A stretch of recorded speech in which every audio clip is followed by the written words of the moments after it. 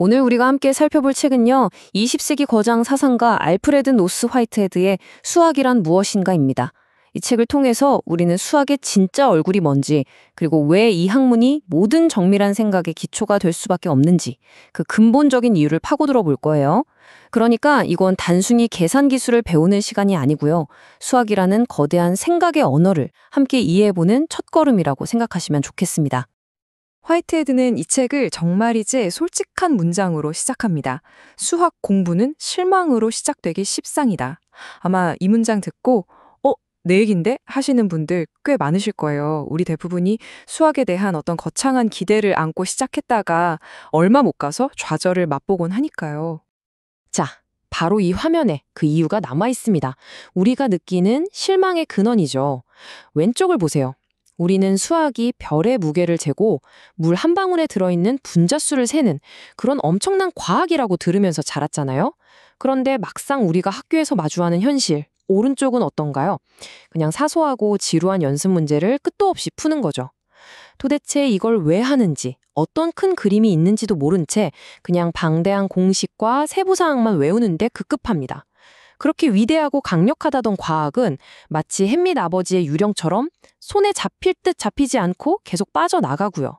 결국 우리에게 수학은 아무런 영감도 주지 못하는 그저 기계적인 기술 절차처럼 느껴지게 되는 겁니다. 화이트헤드는 이 문제의 원인을 아주 명확하게 짚어냅니다. 우리가 수학의 근본적인 아이디어를 제대로 이해하기도 전에 그 아이디어를 적용하는 기술적인 방법부터 배우기 때문이라는 거죠. 비유하자면 알파벳도 제대로 모르는데 셰익스피어의 희곡을 감상하려는 것과 똑같아요.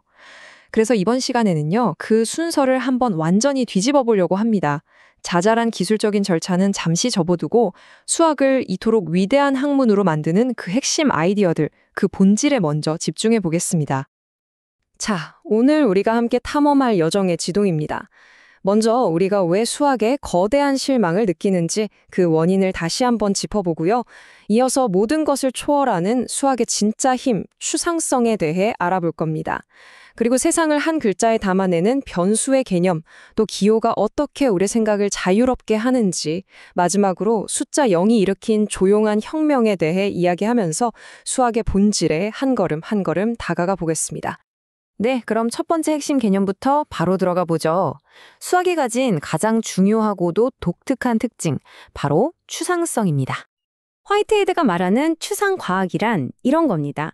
어떤 사물과 관련된 우리 개인의 느낌, 감정, 감각 같은 건 싹 빼고 오로지 그게 사물이라는 이유 하나만으로 적용될 수 있는 속성과 아이디어를 다루는 학문이라는 거죠. 다시 말해서 그게 사과인지 돌멩이인지 아니면 눈에 보이지 않는 아이디어인지는 전혀 중요하지 않다는 뜻입니다. 이 추상성이라는 게 얼마나 강력한 힘을 갖는지 이 예시를 보면 바로 와닿으실 거예요. 자, 2 더하기 2는 4다. 이 명제는 어디에 적용될 수 있을까요? 사과 2개랑 사과 2개? 당연히 되죠. 그럼 천사 둘에 천사 둘은요? 아니면 머릿속 생각 2개랑 또 다른 생각 2개는요? 소리, 맛, 우리 몸의 뼈. 그게 무엇이든 상관없이 이 법칙은 언제나 어디서나 성립합니다. 왜냐하면 화이트헤드의 표현을 빌리자면 사물의 본질은 이 법칙과 완벽하게 무관하기 때문이에요. 이게 바로 수학의 첫 번째 핵심적인 특징입니다. 그런데 여기서 바로 이런 질문이 나올 수밖에 없죠.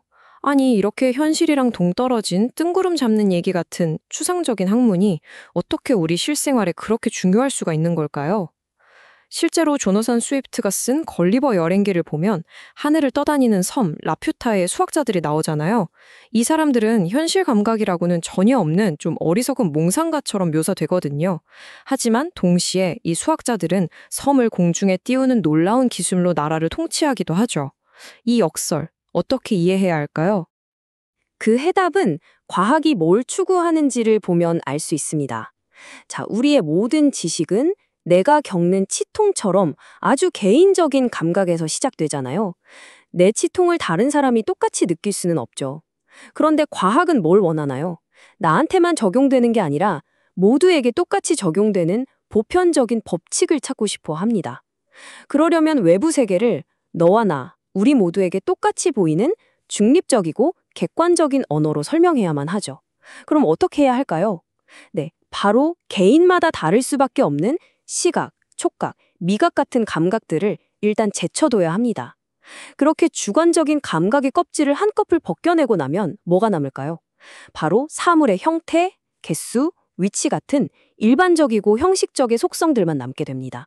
그리고 수학이 바로 이 속성들을 기술하는 언어인 겁니다. 과학이 세상이 돌아가는 원리를 이해하는데 꼭 필요한 정확하고 중립적인 설명을 제공해 주는 거죠. 바로 이 지점에서 수학의 추상성은 약점이 아니라 세상을 이해하는 가장 강력한 무기가 되는 겁니다. 그리고 바로 이 문장이 과학적 사고가 추구하는 목표를 가장 멋지게 요약해 줍니다. 특수한 것에서 일반적인 것을 보고 일시적인 것에서 영원한 것을 보는 것. 과학자의 눈에는 사과가 땅으로 떨어지는 현상이나 행성이 태양 주위를 도는 현상이나 공기가 지구를 벗어나지 못하는 현상이 모두 다 중력이라는 하나의 영원한 법칙이 서로 다른 모습으로 나타난 것일 뿐입니다. 이렇게 복잡하고 덧없이 변하는 현상들 속에서 변치 않는 영속적인 법칙을 찾아내는 것. 이게 바로 현대 사상의 핵심이고요. 수학은 그 임무를 수행하기 위해 태어난 완벽한 도구인 셈이죠. 자, 이 추상성이라는 강력한 기반 위에서 수학 역사상 가장 강력한 도구가 탄생합니다. 바로 세상을 담는 글자, 변수입니다. 이 변수라는 아이디어의 발명이야말로 수학이 그냥 계산 기술이 아니라 진정한 과학으로 거듭나는 결정적인 계기가 됐습니다. 산수가 2 더하기 3은 3 더하기 2와 같다처럼 아주 특정한 숫자에 대한 사실을 다룬다면 대수는 x와 y라는 문자를 써서 임의의 두 수 x와 y에 대해 x 플러스 y는 y 플러스 x와 같다가 항상 성립한다고 말하거든요. 즉, 수학이 구체적인 계산의 과학에서 일반적인 명제의 과학으로 엄청난 도약을 하게 된 겁니다. 어떤 것이든 임의의 것이든 다룰 수 있게 되면서 수학은 비로소 개별적인 사실들을 넘어서 보편적인 진리를 탐구하는 학문이 된 거죠. 그리고 이 어떤이라는 한 단어가 대수학에서는 얼마나 다채로운 의미를 갖는지 한번 보세요. 이거 정말 재밌습니다. 첫 번째 예시, 어떤 x에 대해 x 플러스 2는 2 플러스 x와 같다. 여기서 어떤은 사실상 모든 x를 의미하죠. 어떤 숫자를 넣어도 성립하니까요. 두 번째 예시, 어떤 x에 대해 x 플러스 2는 3이다. 여기서는 x가 오직 숫자 1일 때만 성립합니다. 어떤이 딱 하나만을 의미할 수도 있는 거죠. 마지막으로 세 번째 예시, 어떤 x에 대해 x 플러스 2는 3보다 크다. 여기서는 1보다 큰 무한히 많은 수가 정답이 됩니다. 이처럼 어떤이라는 말 한마디가 모든 경우부터 단 하나의 경우, 그리고 그 사이에 무한한 경우까지 전부 다 담아낼 수 있다는 것. 이게 바로 변수가 가진 유연함과 강력한 힘을 보여주는 겁니다. 그래서 여기서 우리가 꼭 기억해야 할 핵심은 이겁니다. 수학에서 진짜 중요한 건 방정식의 정답, 즉 미지수를 찾는 행위 자체가 아니라는 거예요. 그것보다 훨씬 더 중요한 건 어떤 경우든 임의의 경우든 항상 성립하는 관계를 탐구하는 변수라는 개념 그 자체입니다. 다시 말해서 수학의 본질은 정답 하나를 찾는 보물찾기 게임이 아니라 변수들 사이에 숨겨진 보편적인 관계의 패턴을 밝혀내는 데 있다는 거죠. 자, 이렇게 일반적인 아이디어를 다루다 보면 자연스럽게 다음 단계로 넘어가게 됩니다. 이런 추상적인 생각들을 효과적으로 기록하고 다룰 특별한 언어가 필요해지거든요. 그게 바로 기호입니다. 여기서 화이트헤드가 아주 역설적이면서도 통찰력 있는 주장을 합니다. 문명은 우리가 생각하지 않고도 수행할 수 있는 중요한 작업의 수를 늘림으로써 진보한다. 보통 우리는 무슨 일이든 깊이 생각해야 한다고 배우잖아요. 그런데 화이트헤드는 정반대의 이야기를 하는 거예요. 좋은 기호 체계는 우리 뇌를 더 복잡하게 만드는 게 아니라 오히려 단순하고 반복적인 작업으로부터 뇌를 해방시켜 준다는 겁니다. 그래서 우리는 더 높은 수준의 더 창의적인 문제에 집중할 수 있게 되는 거죠. 기호가 우리에게 얼마나 엄청난 자유를 주는지 이 화면을 보면 바로 느낄 수 있습니다. 왼쪽은 대수학의 기본 법칙 중 하나인 교환 법칙을 그냥 말로 풀어 쓴 거예요. 어떤 주어진 수에 두 번째 수를 더한 결과는 두 번째 수에 첫 번째 주어진 수를 더한 결과와 같다. 와, 이걸 이해하려면 머릿속에서 꽤 복잡한 생각을 해야죠. 하지만 오른쪽을 보세요. x 플러스 y는 y 플러스 x. 이건 어떻습니까? 거의 생각할 필요도 없이 눈으로 보는 순간 기계적으로 바로 이해가 되잖아요. 바로 이겁니다. 기호 덕분에 우리는 복잡한 추론 과정을 거의 반사적인 시각 과정으로 바꿔버릴 수 있는 거예요. 이게 바로 기호가 우리의 사고를 자유롭게 하는 방식입니다. 그리고 이 기호의 힘을 가장 극적으로 보여주는 사례가 바로 화이트헤드가 모든 숫자 중에서 가장 문명화된 숫자라고 불렀던 것, 바로 우리의 생각을 송두리째 바꾼 기호 0, 0입니다. 사실 숫자 0은 굉장히 미묘하고 섬세한 아이디어입니다. 일상생활에서 자연스럽게 떠올릴 수 있는 개념이 아니잖아요. 시장에 가서 아주머니 물고기 0마리 주세요 하는 사람은 없으니까요. 화이트헤드는 0이라는 개념이 그냥 생긴 게 아니라 더 세련되고 고차원적인 생각을 할 필요가 생기면서 우리에게 강요된 것이라고 말합니다. 즉, 0은 생존을 위한 숫자가 아니라 사유를 위한 숫자라는 뜻이죠. 이 0이라는 기호 하나가 수학에 기여한 바는 정말 어마어마합니다. 크게 세 가지로 볼 수 있는데요. 첫째, 0 덕분에 우리가 지금 쓰는 숫자 체계, 즉 위치 기수법이 가능해졌습니다. 숫자 50에서 0은 그냥 빈자리를 뜻하는 게 아니라 5가 10의 자리에 있다는 걸 알려줘서 50이라는 값을 만들어주는 결정적인 역할을 하죠. 둘째, 0은 대수적 형태라는 아주 중요한 개념을 만들어냈습니다. 모든 항을 한쪽으로 넘겨서 equal 0 꼴로 만드는 건데요. 예를 들어 x는 1을 x-1은 0으로 쓰는 이 사소해 보이는 변화 덕분에 수학자들은 개별 방정식을 푸는 데서 벗어나 방정식 무리 전체가 가진 공통된 속성을 연구할 수 있게 됐습니다. 셋째, 0은 서로 달라 보이는 형태들을 하나로 묶어주는 역할을 했습니다. 어떤 수에 0을 곱하면 0이라는 성질을 이용해서 x제곱-4는 0을 x제곱 플러스 0x-4는 0처럼 바꿀 수 있잖아요. 이렇게 해서 다른 2차 방정식들과 똑같은 형태로 만들어 그 공통된 구조를 더 쉽게 파악할 수 있게 만든 겁니다. 여기서 말하는 대수적 형태라는 게 바로 0 덕분에 가능해진 핵심 개념입니다. 이게 뭐냐면 이제는 특정 방정식의 해답 하나를 구하는 데 집착하는 게 아니라 비슷한 형태를 가진 방정식 전체의 일반적인 구조와 속성을 연구하는 것으로 수학의 패러다임을 바꾼 거예요. 예를 들어 ax 플러스 by 마이너스 c는 0이라는 형태는 특정한 직선 하나를 말하는 게 아니라 이 세상에 존재할 수 있는 모든 직선의 공통된 본질을 담고 있는 형태가 되는 거죠. 그리고 이것이 바로 궁극적인 일반성을 향한 마지막 단계입니다. 여기서 A, B, C 같은 문자들을 이제 매개 변수로 사용하는 건데요. 이렇게 함으로써 우리는 더 이상 특정한 숫자들 사이의 관계가 아니라 특정 형태를 가진 임의의 관계가 갖는 속성 자체를 연구할 수 있게 됩니다. 변수가 단순히 숫자를 대표하는 것을 넘어서 관계 전체의 구조를 대표하게 되는 거죠. 이게 바로 현대 수학의 심장이라고 할 수 있습니다. 자, 오늘 우리는 수학의 힘이 추상적인 아이디어, 일반적인 변수, 그리고 간결한 기호에서 나온다는 것을 함께 살펴봤습니다. 하지만 여기서 한 가지 아주 근본적인 질문이 남습니다. 이렇게 우아하고 질서정연한 생각의 세계가 어떻게 저 바깥에 혼돈스럽고 구체적인 자연의 세계와 다시 연결될 수 있는 걸까요? 순전히 머릿속에서 만들어낸 것 같은 추상적인 수학이 어떻게 현실 세계의 복잡한 현상을 정확하게 설명하고 예측할 수 있는 걸까요? 이 흥미진진한 질문에 대한 답은 저희 다음 시간에 이어서 함께 풀어가 보도록 하겠습니다. 알프레드 노스화이트헤드의 명작 수학으로의 초대. 지난 시간에 이어 2부에서는요.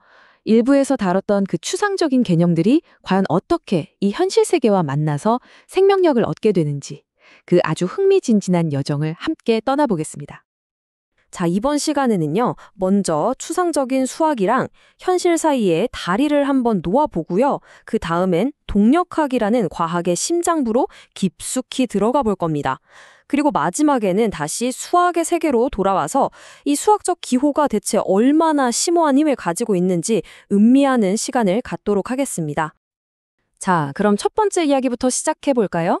변수와 방정식이라는 어떻게 보면 머릿속에만 존재하는 것 같은 이 추상적인 세계가 우리 주변의 세상에 대체 어떻게 적용될 수 있는지 그 연결고리를 한번 찾아보겠습니다. 화이트헤드는 이 2부를 아주 도발적인 문장으로 시작합니다.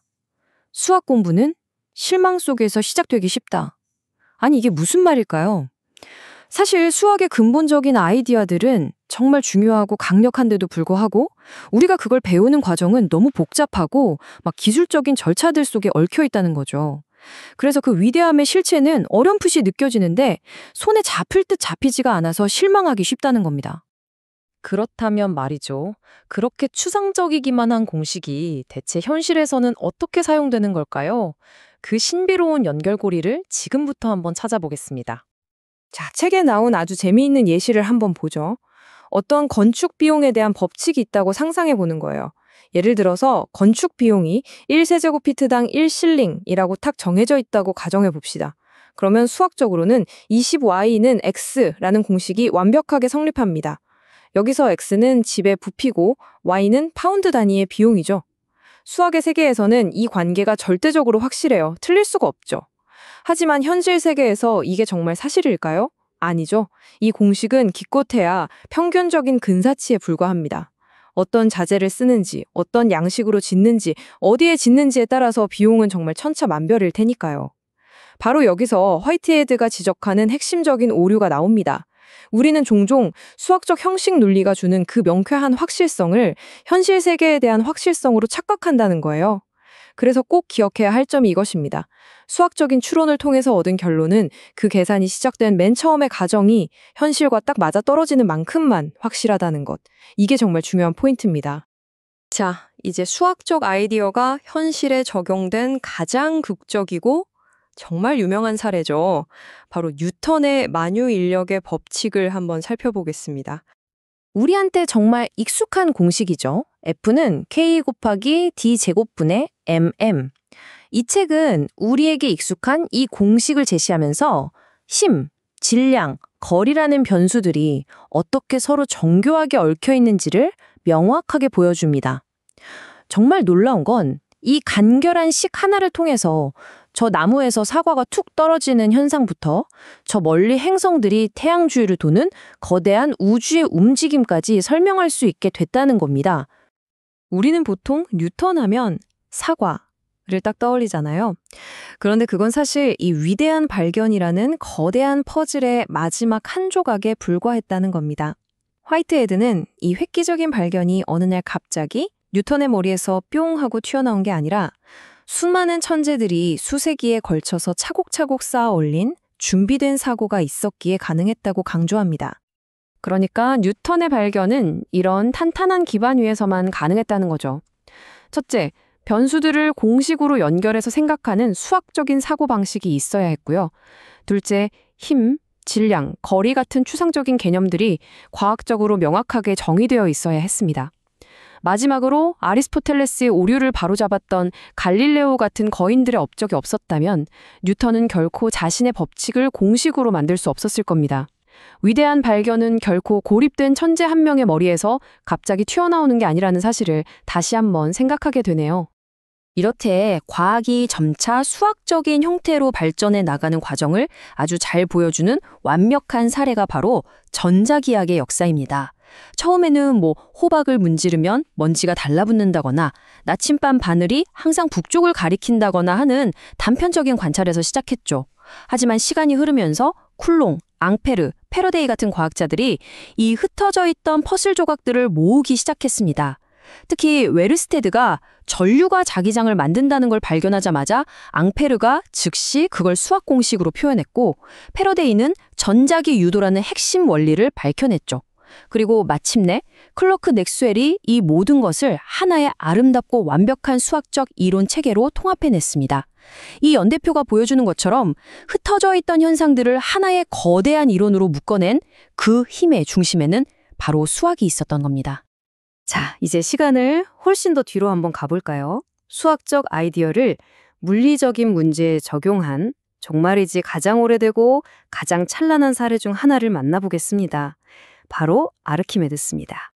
이 책은 아르키메데스의 그 전설적인 유레카의 순간을 아주 상세하게 안내합니다. 이건 단순히 유명한 일화가 아니에요. 물리적인 원리와 수학적인 추론을 완벽하게 단계별로 적용한 교과서 같은 사례죠. 왕관을 물에 넣었을 때 줄어드는 무게가 바로 왕관이 밀어낸 물의 무게와 같다는 그 놀라운 통찰. 그리고 이걸 이용해서 왕관의 부피를 알아내고 결국에는 밀도, 즉 비중을 계산해내는 그 과정. 이 모든 것이 바로 수리물리학의 탄생을 알리는 서곡과도 같았습니다. 화이트헤드는 이 아르키메데스의 죽음을 굉장히 상징적으로 바라봅니다. 수상과학을 사랑했던 이론적인 그리스인들의 시대가 가고 실용적인 로마인들이 유럽 세계의 주도권을 잡게 된 사건이라는 거죠. 로마인들은 도로를 놓고 법률을 만드는 데는 아주 뛰어났지만 모든 걸 실용성의 잣대로만 재다 보니 새로운 과학적 관점을 만들어내지는 못했습니다. 수학 도표에 몰두하다가 목숨을 잃은 로마인은 단 한 명도 없었다는 화이트헤드의 말이 뼈아프게 들리죠. 그 결과 세계는 수리물리학의 다음 위대한 도약을 위해 거의 2000년이라는 기나긴 시간을 기다려야 했습니다. 그렇게 길고 긴 기다림 끝에 드디어 16세기와 17세기에 도약이 이루어집니다. 그 시작은 바로 운동, 그 자체에 대한 생각의 대혁명이었습니다.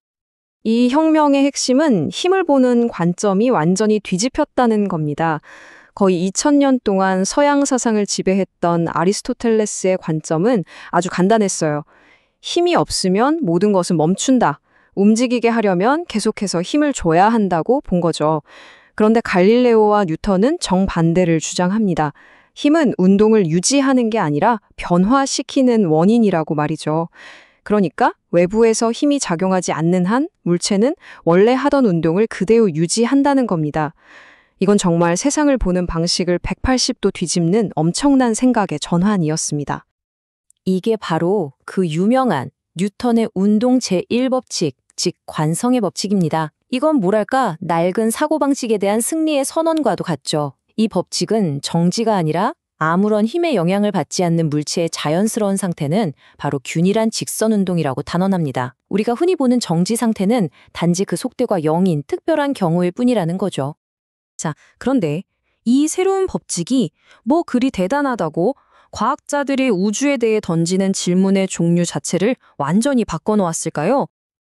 이 비교를 보면 정말 기가 막힙니다. 옛 관점을 가졌던 케플러는 행성들이 궤도를 따라 계속 움직이게 하려면 마치 마부가 말을 채찍질하듯 무언가가 계속해서 밀어줘야 한다고 생각했어요. 그래서 그는 행성의 운동 방향과 같은 접선 방향의 힘을 찾으려고 애썼죠. 하지만 새로운 법칙으로 무장한 뉴턴은 질문 자체를 바꿨습니다. 아무런 힘이 없다면 행성은 저 멀리 직선으로 날아가 버릴 텐데 대체 왜 궤도를 돌고 있는 거지? 그는 행성의 경로를 태양 쪽으로 계속해서 휘게 만드는 힘, 즉 태양을 향해 당기는 중심력이 필요하다고 깨달았습니다. 그 힘이 바로 중력이었고요. 질문이 바뀌자 비로소 답이 보이기 시작한 겁니다. 이런 생각의 흐름은 결국 동력학이라는 학문의 아주 야심찬 주장으로까지 이어지게 됩니다. 바로 이 물리세계의 궁극적인 법칙은 운동의 법칙 하나뿐이라는 생각이죠. 그렇다면 우리가 느끼는 색깔, 열, 소리는 대체 뭘까요? 그것들은 모두 근본적으로 사물의 위치 변화, 그러니까 분자들의 움직임을 우리 뇌가 인식하는 방식에 불과하다는 겁니다. 우리가 보는 저 단단한 돌멩이는 사실 분자들의 빠른 진동이고 우리가 듣는 아름다운 음악은 공기 분자들의 파동이라는 것이죠. 자, 그런데 이런 운동과 힘을 수학적으로 아주 명료하고 깔끔하게 기술하려면 새로운 도구가 필요했습니다. 그게 바로 벡터입니다. 책에서는 벡터를 아주 간단하게 정의해요. 바로 크기와 방향. 이 두 가지 요소가 모두 있어야만 완벽하게 설명되는 양. 그게 벡터입니다. 둘 중에 하나라도 빠지면 그 의미가 불완전해지는 거죠. 벡터의 N은 우리 주위에 정말 널려 있습니다. 한 장소에서 다른 장소로의 단순한 이동부터 시작해서 속도, 가속도, 그리고 힘에 이르기까지 전부 벡터예요. 그냥 시속 100km라고만 하면 정보가 불완전하죠. 북쪽으로라는 방향이 있어야 비로소 속도가 완성됩니다. 힘도 마찬가지예요. 얼마나 세게 미느냐는 크기와 어느 쪽으로 미느냐는 방향이 함께 있어야만 의미가 있습니다. 그렇다면 이런 벡터들을 더할 땐 어떻게 할까요? 수학자들과 물리학자들은 아주 우아한 방법을 쓰는데요. 바로 평행사변형 법칙입니다. 두 벡터를 평행사변형의 이웃한 두 변으로 생각하고 그 대각선을 쫙 그으면 바로 그것이 두 벡터를 더한 결과, 즉 합성 벡터가 되는 거죠. 이 법칙이 실제로 어떻게 작동하는지 한번 볼까요? 움직이는 배 위를 걷는 사람을 한번 상상해 보세요. 이 사람의 최종적인 움직임은 본인이 갑판 위를 걷는 움직임과 배 자체가 바다 위를 항해하는 움직임, 이 두 벡터의 합으로 나타납니다. 평행사변형 법칙은 이 두 움직임을 합쳐서 최종적인 경로와 속도를 완벽하게 설명해 주는 거죠. 그리고 바로 이 지점이 핵심입니다. 화이트헤드는 이 단순한 평행사변형의 기하학이 순수 수학이하는 추상적인 세계와 물리과학의 근본적인 벡터들을 연결하는 가장 중요한 다리 역할을 한다고 말합니다. 순수한 아이디어가 현실 세계를 설명하는 강력한 도구가 되는 정말 경이로운 순간이죠.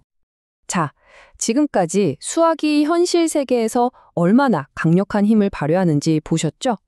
그럼 이제 그 힘의 원천 중 하나인 독특하고 효율적인 기호 체계를 살펴보기 위해서 다시 순수 수학의 세계로 돌아가 보겠습니다. 책에서 드는 기가 막힌 예시가 바로 아라비아 숫자입니다. 좋은 표기법이 우리 두뇌에 불필요한 작업을 얼마나 덜어주는지, 그래서 인류의 정신적 능력을 얼마나 극적으로 향상시킬 수 있는지를 보여주는 완벽한 예죠. 아라비아 숫자가 도입되기 전에 썼던 로마 숫자 체계로는 곱셈도 정말 어려웠고 나눗셈은 거의 최고 수준의 수학적 능력을 요구하는 작업이었습니다. 하지만 지금은 어떤가요? 초등학생도 나눗셈을 할 수 있죠. 여기서 화이트헤드는 정말 재미있는 주장을 합니다. 보통 우리는 항상 생각하며 행동하라는 말을 많이 듣잖아요. 그런데 화이트헤드는 정반대 얘기를 합니다. 오히려 중요한 작업들을 자동적으로 생각 없이 수행할 수 있게 만들 때 문명이 진보한다고 주장하는 거죠. 그는 사고의 연산을 전투에서의 기병 돌격에 비유하는데요. 그 횟수가 제한적이기 때문에 가장 결정적인 순간에만 아껴서 사용해야 한다는 겁니다. 이 화면을 보시면 그 말이 무슨 뜻인지 바로 와 닿으실 겁니다. 덧셈의 교환 법칙을 말로 풀어서 설명하면 이렇게 길고 장황합니다. 하지만 기호로는 x 플러스 y는 y 플러스 x 이렇게 아주 간결하게 표현되죠. 기호의 도움으로 우리는 원래 더 고차원적인 뇌 기능을 사용해야 할 추론 과정을 거의 기계적으로 눈으로 보고 처리할 수 있게 되는 겁니다. 자, 이제 아마도 모든 기호 중에서 가장 겸손해 보이지만 가장 심오한 기호인 숫자 0에 한번 초점을 맞춰보겠습니다. 이 기호 0이요. 무려 3가지나 되는 엄청나게 중요한 역할을 합니다. 첫째, 우리의 숫자 체계를 가능하게 하는 자리 표시자입니다. 5와 50을 구분하는 게 바로 이 0이죠. 둘째, 모든 방정식을 이퀄 0의 형태로 표준화함으로써 대수학이 방정식의 형식 자체를 연구하는 길을 열었습니다. 마지막으로 셋째, 0을 개수로 사용해서 0x와 같은 항을 도입함으로써 겉보기에는 달라 보이는 방정식들을 하나의 일반적인 형식 아래로 통합하는 데 도움을 줍니다. 정말 놀랍지 않나요? 마지막으로 기호는 또 다른 차원의 추상화를 가능하게 해줍니다. 바로 A, B, C와 같은 알파벳 앞글자를 사용해서 관계의 형식 자체를 나타내는 것이죠. 예를 들어서 ax 더하기 by-c는 0이라는 식은 특정한 직선 하나가 아니라 이 세상에 존재하는 모든 종류의 직선을 나타내는 일반적인 형식이 됩니다. 여기서 x와 y는 점의 위치에 따라 변하는 변수이고 a, b, c는 어떤 직선이냐에 따라 정해지는 매개 변수가 되는 것입니다. 이렇게 우리는 추상적인 수학이 어떻게 현실 세계의 운동을 설명하고 또 기호가 어떻게 우리의 사고를 가속하는지 살펴보았습니다. 하지만 말이죠. 이렇게 변수와 형식에 집중하다 보면 결국 새로운 도전에 직면하게 됩니다. 바로 우리가 지금껏 알고 있던 숫자의 정의 자체를 확장해야만 하는 상황을 맞닥뜨리게 되는 거죠. 이것이 바로 우리가 다음 마지막 3부에서 다룰 내용입니다. 우리의 수체계가 어떻게 상상력을 뛰어넘어서 확장되어 나가는지 그 흥미진진한 이야기를 기대해 주십시오. 자, 우리가 지난 2부에 걸쳐서 하나의 긴 선, 그러니까 수직선 위에서 펼쳐지는 수의 세계를 쭉 따라가 봤잖아요? 그런데 말이죠. 이 완벽해 보이는 1차원의 세계에서도 여전히 풀리지 않는 문제들이 남아 있었어요. 마치 눈앞에 아른거리는데 손으로는 잡을 수 없는 신기루처럼요. 바로 이런 방정식 말입니다. x제곱 더하기 3은 1이다. 이걸 좀 더 간단하게 정리해보면 양쪽에서 3을 똑같이 빼면 되니까 x제곱은 마이너스 2가 되죠. 자, 바로 이겁니다. 제곱을 했는데 음수가 나온다. 잠깐만요. 우리가 알던 수직선 위에서는 이게 말이 안 되잖아요. 어떤 수를 제곱해도 그게 양수든 음수든 결과는 항상 양수였으니까요. 이 간단해 보이는 문제가 당시 수학자들한테는 엄청난 지적인 긴장감을 안겨주었던 거죠. 그리고 바로 그 긴장감 속에서 우리의 수학적 우주를 한 단계 더 넓히는 아주 논리적인 다음 발걸음이 시작됩니다. 바로 허수의 탄생이죠. 이 책에서 화이트헤드가 계속 강조하는 것처럼 허수는 그냥 이상하고 기이한 수가 아니라 필연적인 발견이었던 거예요. 사실 이런 일은 수학의 역사에서 처음이 아니었어요. 이 표를 한번 보세요. 아주 오래전 3에서 5를 어떻게 빼? 같은 문제에 부딪혔을 때 사람들은 그냥 그건 불가능해 라고 선을 그었죠. 하지만 x 더하기 3은 1이라는 너무나 합리적으로 보이는 방정식을 풀려면 어쩔 수 없이 새로운 개념이 필요했어요. 그래서 우리는 마이너스 2 같은 음수라는 걸 발명해내고 수의 세계를 확장했잖아요. 지금 우리가 마주한 도전도 정확히 똑같은 상황인 겁니다. 음수의 제곱근이라는 불가능을 해결하기 위해 우리는 또다시 새로운 종류의 수를 발명해야만 하는 거죠. 그게 바로 허수고요. 이처럼 불가능해 보이는 방정식을 풀기 위해서 수의 체계를 확장해 나가는 것, 이게 바로 수학이 발전해온 아주 중요한 패턴 중 하나입니다. 자, 그럼 우리의 핵심 목표가 아주 명확해졌습니다. 음수의 제곱근, 특히 화이트헤드가 모든 허수의 최전선에 있는 대표라고까지 불렀던 바로 저 기호 루트 마이너스 1, 여기에 대해서 논리적으로 탄탄하고 기존 수학과도 잘 어울리는 새로운 정의를 찾아내야 하는 겁니다. 화이트헤드는 이 책에서 아주 날카로운 지적을 하죠. 제대로 정의되지 않은 기호는 기호가 아니다. 그건 그냥 종이 위에 번진 잉크 얼룩일 뿐이다. 이 말은 우리가 지금 하려는 작업이 무슨 마법이나 말장난이 아니라는 걸 강조하는 거예요. 기존의 수학 체계와 충돌하지 않는 아주 엄격하고 신중한 정의를 내리는 과정이라는 거죠. 그럼 그 엄격한 정의는 대체 어디서부터 시작해야 할까요? 놀랍게도 순서쌍이라는 아주 단순해 보이는 아이디어에서 시작합니다. 그냥 x, y처럼 순서가 중요한 숫자 한 쌍, 이게 전부예요. 바로 이 간단한 아이디어가 모든 것을 바꿀 열쇠가 됩니다. 그럼 이 순서쌍으로 어떻게 새로운 세계를 만들 수 있을까요? 자, 한번 상상해 보세요. 1단계, 우리가 아주 잘 아는 수직선 2개를 가져와서 서로 직각으로 교차시키는 겁니다. 가로선을 x축, 세로선을 y축이라고 부르기로 하죠. 2단계, 순서쌍의 첫 번째 숫자 x는 가로축인 x축을 따라서 얼마나 움직일지를 알려줘요. 플러스면 오른쪽, 마이너스면 왼쪽으로요. 3단계, 두 번째 숫자 y는 세로축인 y축을 따라 얼마나 움직일지를 정합니다. 플러스면 위로, 마이너스면 아래로 가는 거죠. 자, 그럼 어떻게 될까요? 4단계, 모든 순서쌍 x, y는 이 평면 위에 있는 단 하나의 점 P와 정확하게 1대1로 딱 맞아 떨어지게 됩니다. 이제 우리는 선이 아니라 평면 위에서 수를 다룰 수 있게 된 겁니다. 이 새로운 시스템에는 몇 가지 중요한 이름들이 있어요. 첫 번째 수 x를 가로좌표, 두 번째 수 y를 세로좌표라고 부르고요. 이 둘을 합쳐서 그 점의 좌표라고 말합니다. 두 축이 딱 만나는 지점, 0,0은 모든 것의 기준이 되는 원점이라고 부르죠. 이 혁신적인 아이디어는 바로 17세기 프랑스의 위대한 철학자이자 수학자인 르네 데카르트 머릿속에서 탄생했습니다. 그러니까 진짜 핵심적인 생각의 전환은 바로 이겁니다. 우리는 수에 대한 이해를 1차원에서 2차원으로 완전히 확장시킨 거예요. 수는 이제 단순히 선 위에 찍힌 점이 아니라 평면 위에 찍힌 점 또는 원점에서 그 점을 향해 쭉 뻗어나가는 방향과 크기를 가진 화살표, 즉 벡터로 볼 수 있게 된 겁니다. 여기서 크기라는 건 원점에서 얼마나 떨어져 있냐는 거고 방향은 어느 각도로 뻗어나가냐는 거죠. 좋아요. 이제 우리는 평면 위의 수를 점으로 또는 벡터로 나타낼 수 있게 됐습니다. 근데 이걸로 뭘 할 수 있을까요? 이 새로운 수들을 가지고 더하고 곱하고 이런 연산은 어떻게 해야 할까요? 지금부터 이 보이지 않는 세계를 지배하는 법칙들을 하나씩 정해볼까 합니다. 덧셈 규칙은요, 아주 직관적이고 간단해요. 두 순서쌍 x, y랑 x 프라임, y 프라임을 더할 때 그냥 가로좌표는 가로좌표끼리, 세로좌표는 세로좌표끼리 더하면 끝입니다.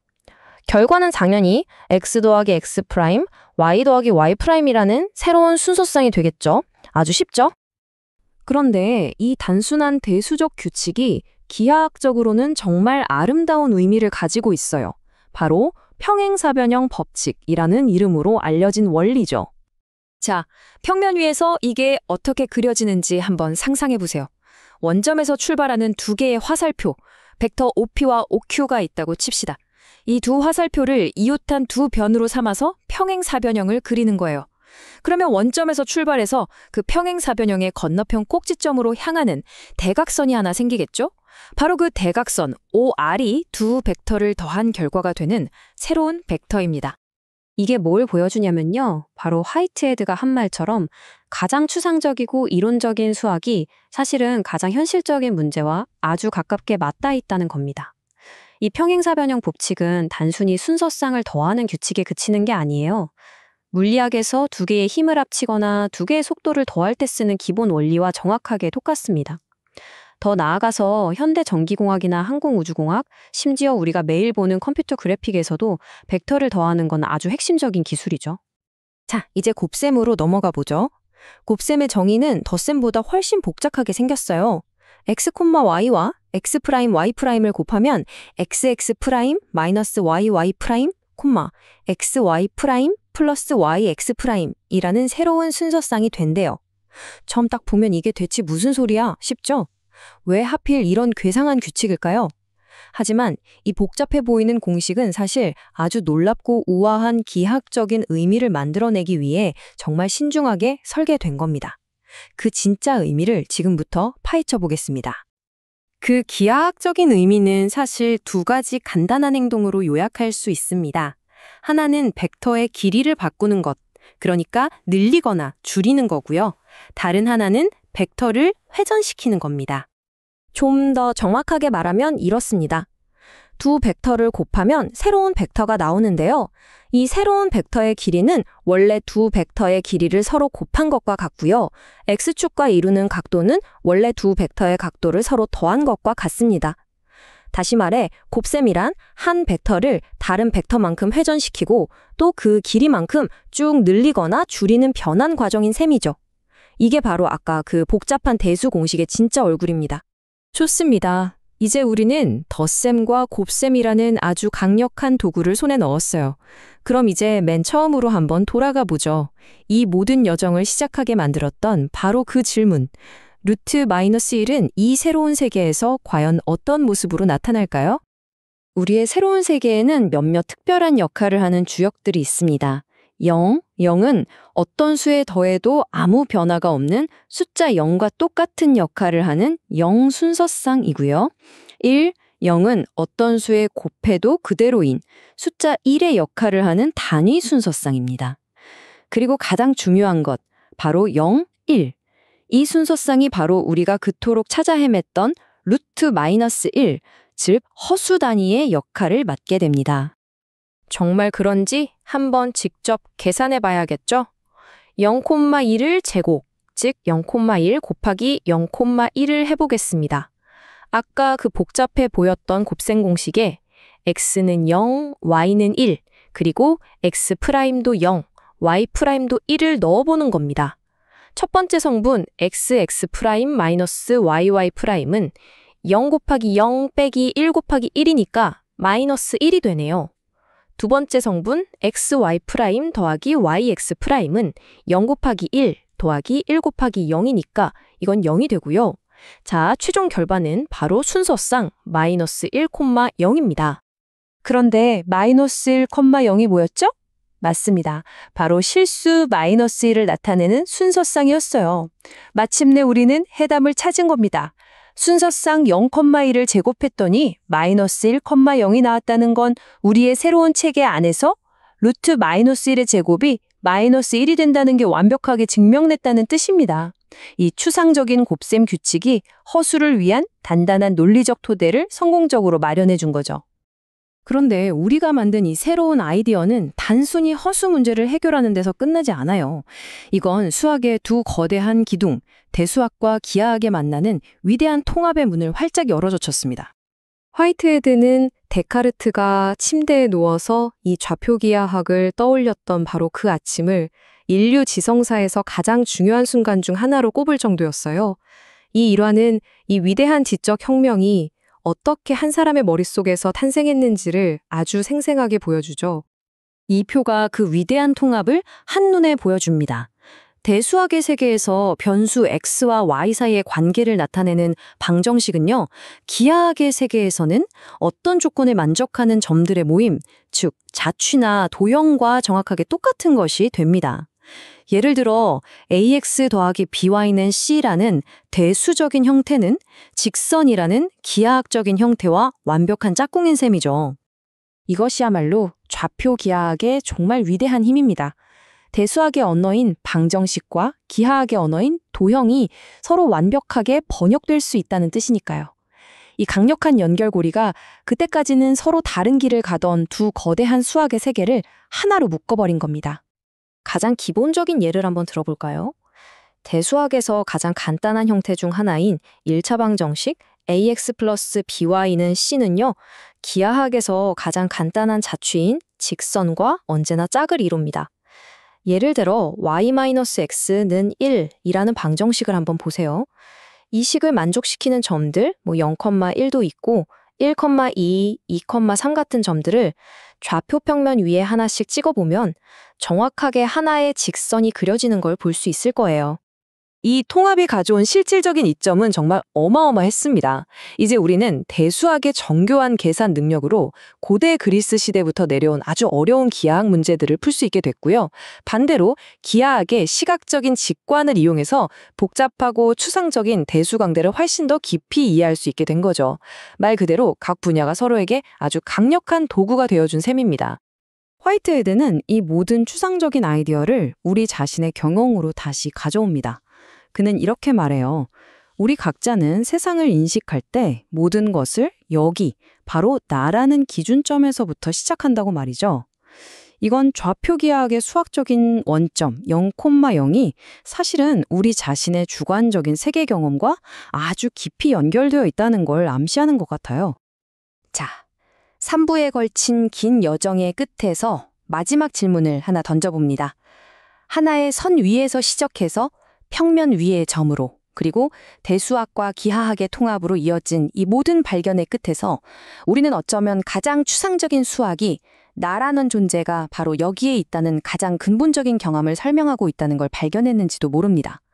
만약 그게 사실이라면 우리가 수학이라는 도구를 통해 이해하려는 이 우주의 본질은 결국 나 자신의 경험과 얼마나 닮아 있는 걸까요?